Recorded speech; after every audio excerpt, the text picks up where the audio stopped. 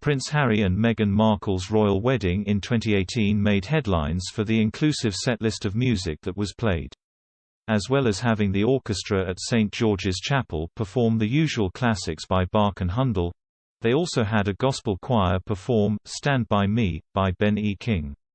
The performance was arranged by celebrity vocal coach Markle, who has worked with talent such as Ariana Grande. Mark is also the founder of Singology Choir, a London-based community choir. His choir became the first community choir to be asked to sing for the Queen's speech in 2021. Mark spoke exclusively to Express.co.uk about performing for the royal family in December 2021 for the Queen's speech. He said, "We were asked recently to sing for the Queen's speech at the back end of last year. The choir had been away for what felt like years, even though it was only 18 months or maybe 20 months through the pandemic and we weren't able to meet in person. Then in September we got back in the room and it wasn't more than 8 weeks before I was telling them that we've been invited to sing for the Queen. Their faces were in total shock, like this isn't going to happen. We're a community choir and we had only been together for a couple of years.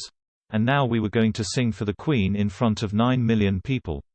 It was a fitting way to end coming out of the pandemic to be asked to do that and to do something that is so iconic that's been going for so many years now. Especially for people who wouldn't think ever in their life that they would be on TV, let alone be watched by 9 million people. Even myself at the beginning, when the palace called, I said it is a community choir you want. Because I get these calls all the time and they're generally asking for a professional choir. But they said, no, it's a community choir we want. They wanted the voice of the people in this country. None of the people in the choir are full-time singers. None of them have a career in music. They're all from different professions right the way across the board, and it meant that we were the first ever in the history of the Queen's speech, the first ever community choir to sing for the speech. That is a great accolade for people who just joined to sing on a Tuesday night. There were some people there who had only been there a week. That's the beauty of it.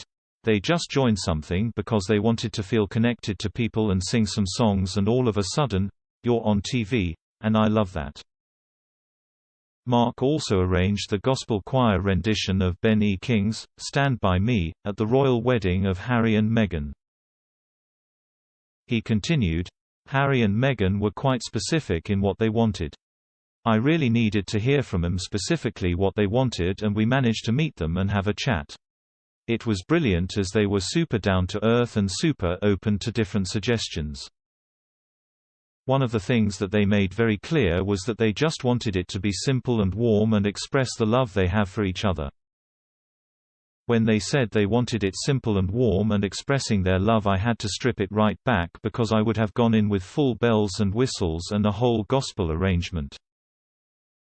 But it became something really simple and really beautiful.